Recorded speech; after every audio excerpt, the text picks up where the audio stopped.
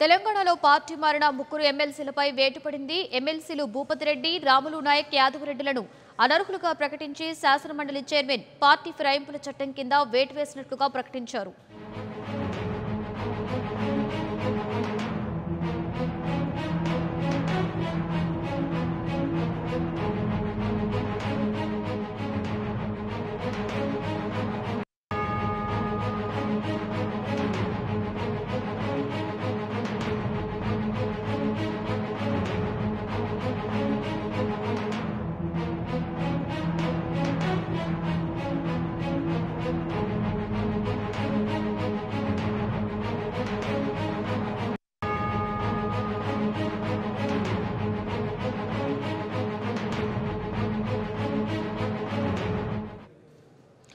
తెలంగాణలో పార్టీ మారిన ముగ్గురు ఎమ్మెల్సీలపై వేటు పడింది. ఎమ్మెల్సీలు భూపతి రెడ్డి, రాములు నాయక్, యాదవరెడ్డిలను అనర్హులుగా ప్రకటించి శాసనమండలి చైర్మన్ పార్టీ ఫిరాయింపుల చట్టం కింద వేటు వేసినట్లుగా ప్రకటించారు. ఇదే అంశం మీద మరింత సమాచారాన్ని మా ప్రతినిధి శంకర్ అందిస్తారు. శంకర్, పార్టీ మారినటువంటి ముగ్గురు ఎమ్మెల్సీలపై వేటు పడినట్లు సమాచారం, దీనికి సంబంధించి డీటెయిల్స్. లక్ష్మి, తెలంగాణలో కాంగ్రెస్ పార్టీకి షాక్ అని చెప్పుకోవచ్చు.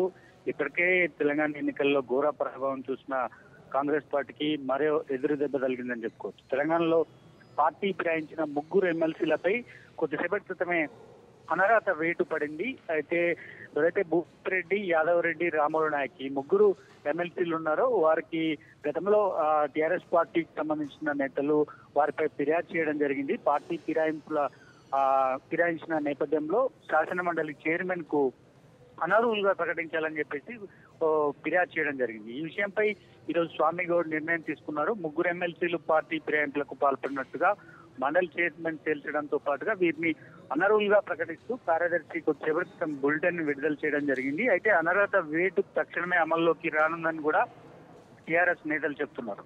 గవర్నర్ కోటాలో రాములు నాయక్, ఎమ్మెల్యేల కోటాలో యాదవ్ రెడ్డి, స్థానిక సంస్థల కోటాలో భూపతి రెడ్డి ఈ ముగ్గురు ఎమ్మెల్సీలుగా ఎన్నికైన విషయం తెలిసిందే. అయితే కాంగ్రెస్ పార్టీలో చేరిన కొండ మురళి రాజీనామా గతంలోనే ఇప్పటికే ఆమోదించినట్టుగా తెలుస్తుంది. ఇక మరోవైపు ఇటు దామోదర్ రెడ్డి కావచ్చు, ఇక టిఆర్ఎస్ సంబంధించి కాంగ్రెస్ పార్టీ నుంచి టిఆర్ఎస్ లోకి వెళ్లిన దామోదర్ రెడ్డి కావచ్చు, ఇక ప్రభాకర్ కావచ్చు, ఎంఎస్ ప్రభాకర్ ఈ ఇద్దరిపై కూడా చర్యలు తీసుకోవాలని చెప్పేసి కాంగ్రెస్ పార్టీ కూడా టిఆర్ఎస్ కి ఫిర్యాదు చేయడం జరిగింది.